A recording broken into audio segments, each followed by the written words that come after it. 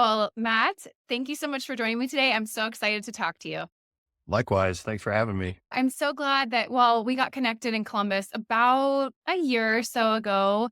I had met you and just getting to know you a little bit more personally. I thought you were a super interesting person that would Mm. be a great fit for the show. So I'm glad Aw, to thanks. pick your brain. Yeah, I'm glad to pick your brain today. Mhm. Thanks. Okay. So it's always kind of awkward when you interview someone you know a little bit, but Mhm. I know you and just a basic foundational level. So why don't you just introduce yourself to the listeners a little bit and then we'll get into more of your story. Sure. Matt Barnes, father of four, lifelong artist, creative entrepreneur. I've been in Columbus now for 30 plus years. Let's see. Have started a number of businesses and projects throughout the years. And right now I am very deep in Leisure Club. Yeah, that's about it for now. That's it for now. I guess No, that go ahead. Yeah, no, I guess that about covers it. Yeah, I've been just a creative, curious guy just about the world and love to solve problems and love to present solutions in hopes that people respond to them favorably. Absolutely.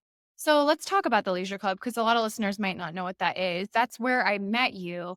I came to find out that you're an extremely talented artist as well, which I think kind of plays Thank into our you. conversation today. But tell me more about Leisure Club, what it is, how it came to be. Yeah, so Leisure Club is a social clubhouse where friends, family, coworkers gather, connect, and celebrate. It's a third place alternative, a place where people can get together and casually connect and have conversations where they collaborate, construct, and create ideas together, and where they can bring communities together and they can help define the culture of the cities that they live in.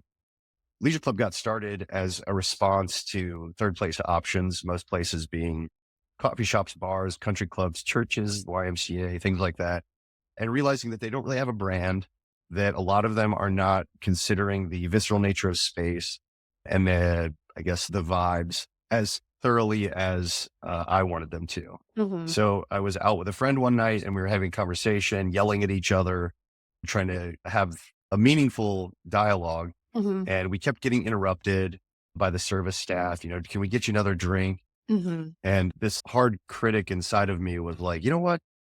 These seats are really uncomfortable. The lights are really bright. There's screens everywhere. There's an undemocratic playlist that's way too loud. We're screaming to hear each other. And I might have to fight that guy in the corner later. Yeah. Mm. So I was Absolutely. like, I don't like that because, Yeah. I think we've talked about that, the three parts to life Mm. that I kind of live my life by. And that's production, labor, leisure. And production being maintaining yourself and your immediate radial environment, your home, taking care of your family, doing dishes, reading, taking care of yourself and those that are closest to you. Mhm. Then labor is using your unique skills to contribute back to humanity. And leisure is celebrating in the abundance of life, whatever that means to you. Each one of those three things has its own place or environment. It has its own social network. It has its own dress code and it has its own lexicon. The one that you have the most autonomy over is leisure, but leisure is the thing that gets squeezed in favor of the other two. So when you're in leisure, when you're in your downtime, you don't want to feel anxious. You don't want to be like heightened up like you are Mhm. during maybe labor or even at home. Mhm. And a lot of those third place options don't consider that. They aren't thinking about the energy levels that they're presenting to their customers. So for me, I was like, I want a space or an environment that when you walk into it, you're like, chilled out. You don't have to worry about that guy in the corner. Mhm. You're not forced to continuously consume just to occupy space. And it's not so commerce driven necessarily. It's really a place where people can gather, connect, and celebrate with one another. Mhm. So that was I guess the genesis of why Leisure Club started. Yeah. I wanna talk about design choices next because that's incredibly Hmm. intentional on your part, but just remind me what you were doing before this, because this was a pivot in your career as well. Weren't you doing sales of some sort before this? Was it like sales and advertising? Sales, Okay. marketing, advertising was always part of my professional life prior to this. I'd started an advertising agency in 2012 and tossed the keys across the desk to my business partner in 2015 and then picked up some consulting, mostly in like business development and marketing. But using those skills to transfer over to this, it's more meaningful to me to be able to offer this as an experience or a service to people. hmm And remind me again, sorry, I'm just interested in Go for it. entrepreneurs and learning stories. So when you were doing that consulting, so the leisure club was more of a side hustle at one point before it became your main gig, right? Yep, 100%. So in 2017, during over that conversation, my friend and I were like, let's pool our happy hour budgets. hmm Let's get a little art studio across the street at this blossoming space in Columbus. I won't name it, but so we got a 400 square foot art studio and decked it out with some nostalgic decor. I had some posters and some furniture and things like that that set a really cozy vibe. And people would come in and they're like, oh my gosh, this is amazing. You need to do something else with this. And so I had a little change burning a hole in my pocket and decided to do a test. I was like, I think if we can get a bigger space way out and make it a destination, if we can get people to come there and we can be like somewhat successful, then if we bring it back to a highly foot trafficked area, we'll just hit the curve. Yeah. So I found a spot like really far out in an old abandoned warehouse on the second floor. And we spent 3 months building it out. And then in the first month, we were in the black. We had done some brainstorming sessions for major corporations. We'd thrown a sold out music show for this nationally touring musician. And we'd done some product launches for a local brand here in town. And it was gangbusters. It was awesome. And I guess in those like cutthroat days of early entrepreneurship, you're not really checking all the rules. So we were kind of breaking some rules and we got called out on that. In the building that we were in, it was not zoned for assembly. So the city of Columbus called us and said, you guys can't have parties and you guys can't have events. Otherwise, there's going to be a pretty extensive fee involved. And so we're like, we're not going to eat that fee. And it was kind of a nice break because right after that, it was COVID. So we got lucky in that fact. When we had to leave that space, we liquidated all of the items that we had in there. We had to sell off all the furniture, all the artwork. And we had this one closet full of vintage t-shirts that we were like, well, to keep the beer money flowing, I guess we'll just start turning vintage t-shirts on Instagram while we were looking for a new place. And that kind of worked through COVID. And then in 21, after looking at dozens of places across the city of Columbus, I found a place in Grandview right behind Filio. And it was a 1,000 square foot, 2-room space that we turned into a retail speakeasy. It was a beautiful space. I used some of the attention to detail that I learned while working at Abercrombie in my college years to make that space like really, really hum. They, as a brand, really have understood the visceral nature of space, where the music, the scent, the lighting, the textures, the imagery, all of it draws you into this sense of a lifestyle that you can be a part of. And so I applied those lessons I learned from there to the space that we had there. And it was so vibey. It was like amazing in there. And lasted 2 years in that space. And then I got introduced to the CEO of Garage Beer. He came in and we hit it off like kindred spirits. I mean, it was an amazing conversation, and we maintain the same rapport now. He's one of my favorite human beings on the planet. I think he is a phenomenal person. And in our conversation, he was like, I'm sitting on this lease over at the East Market. You want to come by and take a look at it? And I was like, sure. So I came over there and I was like, oh my gosh, this place is so beautiful. It's amazing. And he's like, yeah, what would you do with it? And I was like, well, I would open up this third place, social clubhouse. And he was like, cool, you want it? And I'm like, yeah. Yeah. So, yeah, the rest is history. Here we are. Yeah, here we are. Okay, cool. I loved hearing that story. I know that maybe that's just for me personally, but I really enjoyed hearing all of that and where the origin story began. So, okay, you and I flash forward to I had an opportunity to speak at a mom's event through Matt's, our mutual friend Matt, the Dad Mhm. Ass podcast, which I'll be sure to link in the show notes. But yeah, I had an opportunity to speak there on minimalism and simplicity. And I remember during that presentation, I had talked about how minimalism is a tool to get rid of what is superfluous in your life. And to me, it's not about white walls and having just a sparse space, it really comes down to intentionality. And I pointed at you Hmm. and I was like, this is intentional maximalism here. So we had talked about intentional maximalism. I think that was the word that I had used, right? Hmm. Okay. Hmm.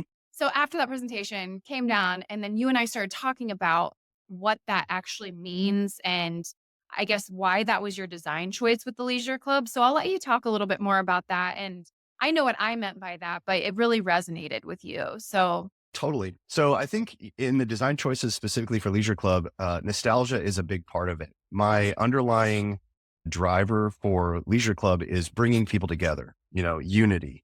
And how do you bring people together? I think it's by focusing on commonalities.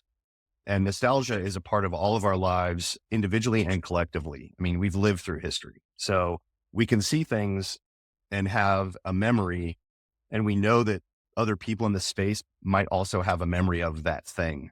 And so it's meant to spark conversation amongst the guests in the space so that if they don't know one another, they can at least agree on this experience that they've had individually.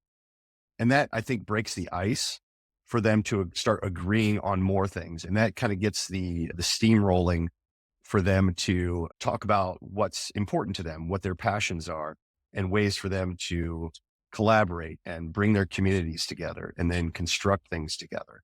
So it's really, you know, for me at a base root mhm. about bringing people together. Yeah. No, it was incredibly intentional and it's a great icebreaker. Some of the things that you have in there, it just is it's funny to connect over some of these things from the 70s, 80s, 90s. And again, once you can kind of break the ice with someone, there there's a budding relationship there that can be obviously developed. And so I think if what you're trying to create as a business person, thinking about that as a business and wanting to maintain, do you call them guests or clients? What do you call them? I guess guests, Okay. yeah, people that Wanting come through are guests. yeah. So wanting to maintain those relationships for yourself, that is a good thing to feel like it's a community. I'm not saying it's like cheers, but I mean, you're cultivating something with purpose there. So to me, when I was thinking about minimalism, I guess that's just not my brand of minimalism. I've never tried to Well, sell to people of it. right, Need one of each thing and only a certain amount of clothing items. To me, right, right. being intentional. And that's I mean, honestly, that was a huge purpose behind my rebrand was just I didn't feel like it was a farce because I do live very minimally, but I also was like, "Oh, I don't necessarily subscribe to that aesthetic." Right, right, right. The Apple Store kind of crispy clean, white walls, almost what's the word I'm looking Sterile. for? Sterile, yeah. Sterile. Sterile, yeah. It's like the YMCA now. Like why hasn't the YMCA taken their environment more seriously? And Yeah. I think it comes down to like capitalism in a good way where, you trim the fat and anything excessive is unnecessary.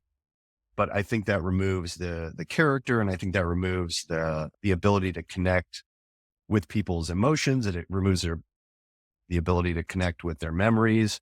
And that is the piece that is a miss for me, where if you connect with their emotions, you connect with their memories, you then almost get a buy-in on loyalty where they're like, oh, you're really speaking to me. You're giving me something more than just the transactional, one dimensional relationship. Yeah, absolutely. So it's funny. So ever since that conversation, whenever I see something on Instagram that has to do with design, I always try and send it to you because I'm like, this is what we were talking about that night. That conversation kind of evolved into design in Europe versus design now, like you were saying, the Apple Hmm. Store and things being really sterile. So yeah, we just have both noticed the stepping away from art in a sense. Yeah. And Aesthetic. God, it makes me sad. Yeah. Likewise. Yeah. And I feel like there's a movement towards it right now. Do you follow Differentiated Design by Hans Lorey? It's a good email newsletter that I get. Hans Lorey, Lorei, I think. He puts out a nice email every week or so and talks a lot about this exact thing about how the character of spaces is what gives them their feeling and kind of stirs Mhm. sensation. Yeah. No, I'll be sure to include this in the show notes. I just found it. But yeah, I'm curious to know as people are coming through your space, do they mention it's funny because again, someone that's super sensitive to clutter, it doesn't feel cluttered to me. And again, the leisure club will be linked in the show notes for people to kind of get a feeling for what it's like. But are people saying that to you? Or I guess what has the response been? No, it's always positive. I think, you know, and I don't know if that's people placating me or if they actually feel that way. I think they actually feel that way. It's intentional. I want all of the pieces in there to kind of hold their own space, even though it looks full. I think a lot about photography when I'm installing a space, specifically because you're looking at a two-dimensional representation of a three-dimensional space. And so when you're playing with a three-dimensional space, you don't want things to overlap because that's what makes it like cluttered. If they don't overlap and it's kind of like you have a small thing here and a medium thing here and a big thing here, it's going to look intentional and it's going to look good. If you take a picture of it, it's going to look good because it's not going to be like jumbled together and muddy. Personally, do you feel like people are I mean, you said that people are coming through and they're not I don't think they're placating you. I think it's a lovely space. Like you said, it the vibes, the cozy vibes, the nostalgia. But do you just think personally you're noticing people moving away from minimalism in general? No, I think one of the things that we talked about in our original conversation was the analog life, having access to things that aren't so digitally focused. I feel like people are stepping away right now from being so tech centric.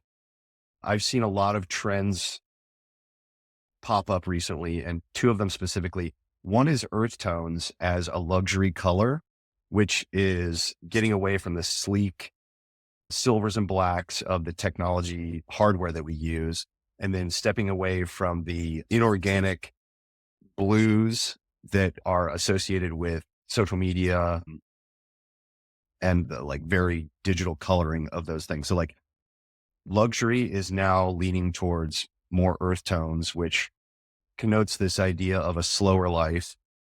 And I think that I've seen this other trend in marketing and advertising where brands are diverting their social media dollars to IRL experiences because that's where people are having real moments and it's connecting with them. It's not just like, oh, neat, ha ha. It's more intentional and meaningful. And so when you provide them with that experience, again, their loyalty string is going to align and attach to the brand more Yeah. clearly, I think. Yeah. I pulled up one of Hans Lori's I guess this is his Substack, his blog, and Hmm.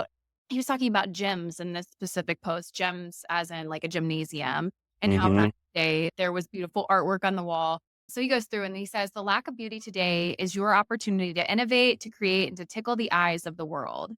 And as you go about your days this week, think about what's an area that's lacking beauty and how can I add to it? And I do think that again, Hmm.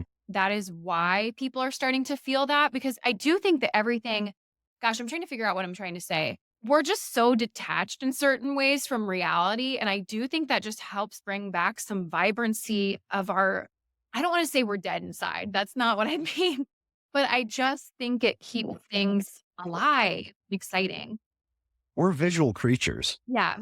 and being a visual artist and someone who's grown up with, I guess, eyes is my superpower. It's both my weakness and my superpower. I have really bad vision. I'm wearing contacts right now. Okay. But I think, because it is a weakness for me, I've stepped so much into it to be a superpower where like I pay attention to things visually and I understand how the visual world plays into our experience as human beings. And when you're in places that lack a visual experience, you're kind of left with this feeling of emptiness. And if you bring back aesthetic and you bring back beauty and wonder and joy into a space through aesthetics, I think it enriches your life, it enriches your spirit, gives you a sense of your experience and a connection to the now, the way that an empty, sterile space can't. Yeah, no, absolutely. No, let's talk about that. I do think that a huge part of your vision and how it all works is your artistic nature and sense. But also, I want to talk about how you creating the paintings, like the one behind you, that really slows you down. You have to set time aside to just be with your art. Hmm.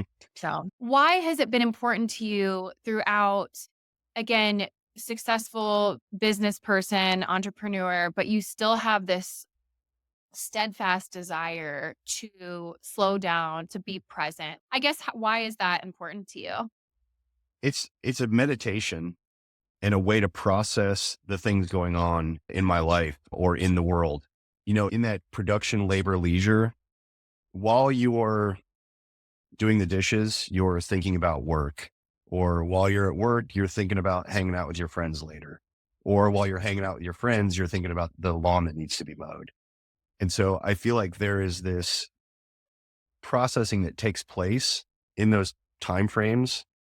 And for me, as I'm painting or as I'm making art, it's a way for me to process things going on externally. And I can think more clearly about it because I'm like intentionally focused on this task that doesn't require a lot of computational power. That makes sense. Hmm. Hmm.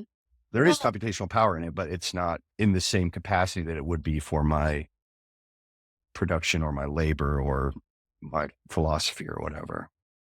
yeah, I mean, and you can't rush the process either. I mean, I guess maybe some artists do. They're like, "Do, do, do, do, do." It's like that's not Hmm. what I've done. But I do think there's something to be said about just sitting with it and going slow and coming back to it and changing things. I was with a friend last week and we were doing maple syrup. My friend was processing sap from the trees to make maple syrup. And it takes her, yeah, it was, oh my gosh, it was so delicious. Pun But intended. what'd you say? Oh, yeah, I right. said pun intended. And hers, just as a side note, she does it over an open fire outside, and so she gave Awesome. me some from last year, and it's a little bit smoky. So good, Mm, so good. But I was telling my other friend that was there with me, I was like, "You should really do this. 1, because I can benefit from it, you can make me some. But 2, it's kinda like sourdough, which she and I have gotten into, where it mm, is a slow process, you have to sit with it, you have to come back and do your folds. It just really separates you from the chaos. If you go too fast, if you do it the wrong way, it's messed up.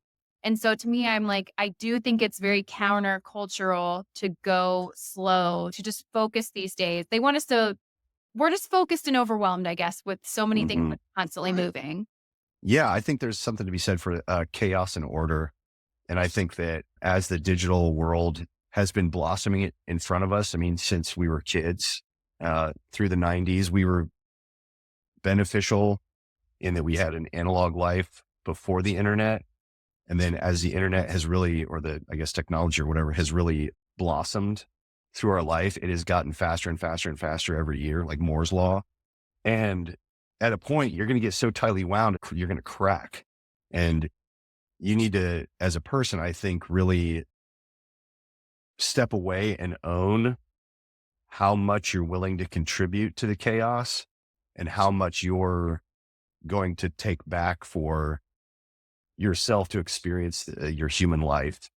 Because constantly getting stuck into a screen, into the matrix, I think is unhealthy and is going to affect longevity, independent of the chemicals in the food and the drugs and all the stuff that is also a part of our lives. I think that getting so mired in the details of technology, it can be negative, and you need to own it, step back and take control of your experiences, have some autonomy and be a human being, make sourdough bread, paint a picture, take a long walk, disconnected completely from any form of technology. It's a tool. It's either a tool for you or you're a tool to it.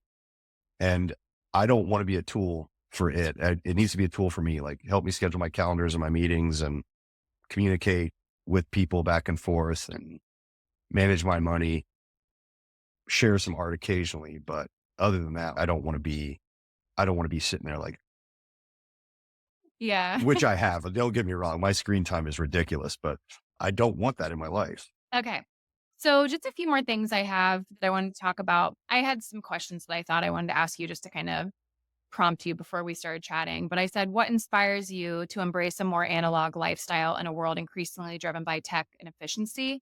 And I think we kind of discussed that and not being a tool, like what you had just said, not being a tool Yeah, totally. That's it though. in many ways, in more ways than one. But also, I'm curious. I follow this account, the War Kitchen at the War Kitchen. I'm going to send this to you after we are done recording.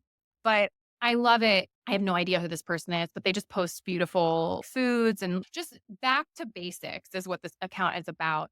But Mm, in this picture I'm looking at, it's every little thing is an opportunity for unlimited artistic expression. And it's just a beautifully designed stick shift. And he has many pictures where he just shows people's artistic talents in various ways, like whether it's a sink or this or that. What is my point about you and artistry? Sorry, I lost it.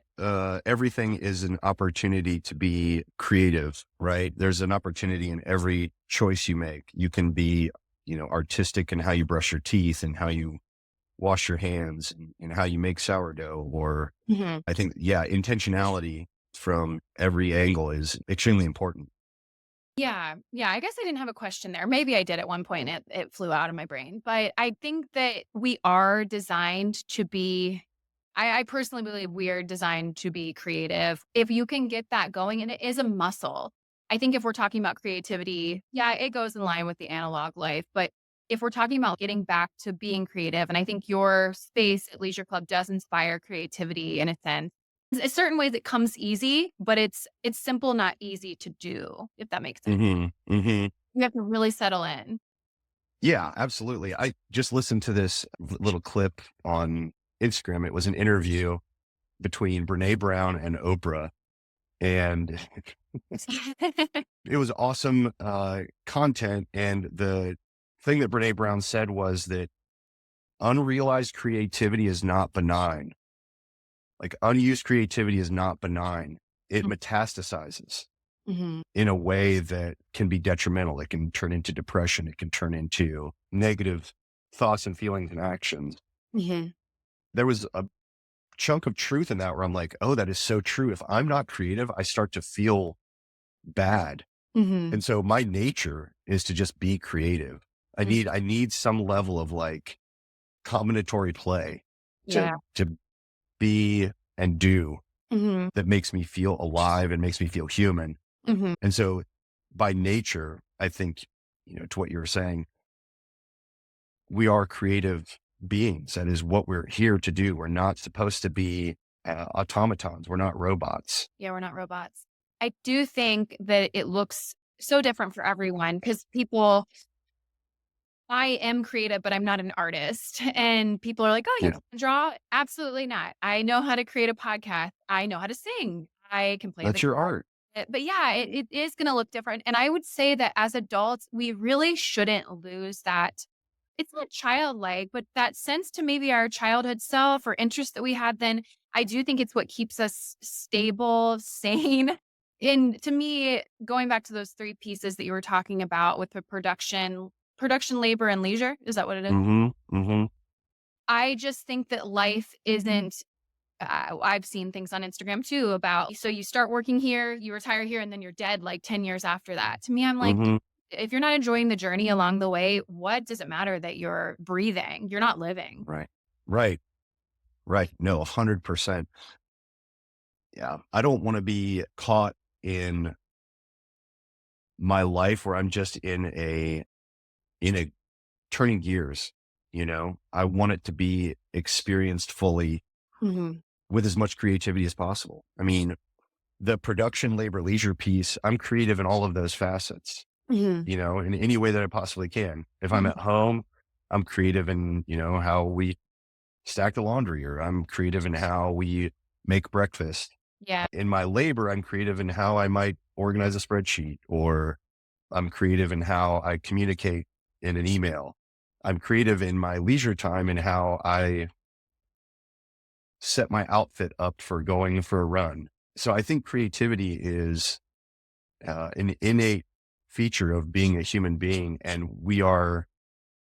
it's beaten out of us Mhm, in higher education, in social norms. You're kind of told to conform. And then it's almost a negative when people are like, oh, you're an artist, you're creative. Mhm. And so people don't want to be associated with that negative Mhm. thought. So they're like, oh no, I'm not, I'm not creative. I don't do any of that kind of stuff. But follow them around for a day or two and you're like, oh no, they're really creative. They're really weird and they're natural human beings that are, I think, trying to fit in a way. Mhm. And I think the true way to fit in is to stand out. Mm. Mhm. Yeah, we just stifle it because I do think that that is we feel like we have to be buttoned up professionals. Like there's a time and place, maybe. It's not while I'm recording a podcast with you. I'm not for those that don't know what's been going on, my children. But yeah, I guess that's a big encouragement here that I wasn't even expecting to take away from this conversation with you, but I think Mm. you need to get in touch with that. And places like Leisure Club inspire that, but we need to seek it out a lot more. I think that's so true. Like the piece for Leisure Club and kind of sparking that creativity is through other people. I Mhm. think people bring that out in us in a way that is like, what is it? You're a makeup of the five people you spend the most time with. But when you meet other people and you see things that you like in them or you don't like in them, you're projecting Mhm. onto them that thing that you see and feel about yourself. And so through other people, you learn about yourself. You learn how you create or you learn what you like, your tastes. And I think that was a great thought. And honestly, I mean, again, I don't think you really dove into this, but with Leisure Club during the day, people are able to have a membership there to where they can come. It's kind of like a co-hatch space. I don't know if those are just in Columbus, but where people can come and work and schedule time and have that opportunity to, if you're working from home, maybe just choose a day that you want to go work with other people. And they yeah, also have these events though. That is the way that I think that it's probably pretty cool to be able to have this as your job. yeah. I don't hate my life by Yeah. any stretch of the means. Yeah. Um, no, I think with Leisure Club specifically, it is about bringing people together, giving them an opportunity to experience one another, to be inspired by each other's creativity, to be able to collaborate and connect with each other and live this really enriched life that isn't about consumerism, that isn't about conformity. It's just about authentically engaging with others and experiencing the humanness that we all have. It's getting beyond the mask of social media because I feel like social media can be a mirror or a mask. And a Mm. lot of the times it's a mask for people. They're putting up this guise of what they want the world to think about them. Mhm. But if you give people an opportunity to connect with one another in real life, that mask isn't, they can't grab it. You are present. You are who you Mhm. are authentic. And that has inspiration inside of it where people can become creative or understand their creative nature more clearly, I think. Yeah, absolutely. Was there anything that we didn't touch on that we were supposed to? Yeah, I think we've covered most I everything think that we we. covered it too. One other thing I wanted to say, I do love clothes despite being a minimalist. I do the hanger rule where it's one in, one out. So if I Hmm. don't buy new hangers, it's just I need to get rid of something if something comes in. That's what I try and do. But That's nice. yeah, I'll specifically say with your because a huge part of the leisure club, like you said, that kept you alive during those transition periods of leisure Hmm. club Hmm. was your merchandise. Rocking right now. I know listeners can't see it, but I really love the classic nostalgia design, I guess, of Thank you. Metallica merchandise. And I felt like when I came in and I bought a few things, I was like, oh no, this is so very anti-minimalist of me. And yet I like it because I feel like it can stand the test of time. So I can still use it in a few years and it just stays in fashion. So good That's a choice. big part of it. Yeah, the Mhm. classic nature of things. Mhm. I want it to be classic and long lasting, Mhm. not cool and fashionable necessarily. Obviously fashionable. I want it to like look good. Yeah, yeah. Very intentional with making the design choices that we do. No, and even with the photo shoot that you did, it felt very like Americana, 90s Americana baseball feel. It was Yep. fun. Yeah, that's definitely the intentional feeling I want people to have with Leisure Club. And I'll get really philosophical with you, but Yeah. my friend and I were having this dialogue. We were meeting together every Thursday for happy hour in these loud, crowded places, and both interested in philosophy. And this question of what does it mean to be a good American was posed. And let's get away from the division of right or left Mhm. and just cull together the entire center. This is still the most wonderful country to be a part of. The melting pot that we live in, the ability to coexist with so many different cultures and people of different geographic origins is a beautiful experiment, Mhm. and one that is advancing our species Mhm. beyond anything else that's ever existed. And so it's important for me to be an American and to honor that code of inclusivity, of equality, and try to provide a platform where that can be nurtured. Mhm. So that is why Leisure Club exists, is Mhm. to be a place where people can come together independent of their geographic origins or backgrounds, affiliations, any identity marker that they want to attach to themselves, strip all of that away and just realize that we're all human beings and we all are social creatures by nature. And let's step into that. Let's learn about each other. Let's experience one another. Let's learn from each other. And let's try to build a future for ourselves and our children that isn't about divisive rhetoric. It isn't about hyper compartmentalization of identity. It is just about accepting the nature of who and what we are. And that's human beings. I think you are doing a great job of doing that with Leisure Club, but where can listeners find you and connect with you online? I think they probably know, but I'll let you say. Yeah, leisureclub.co on Instagram, leisureclub.co on the internet.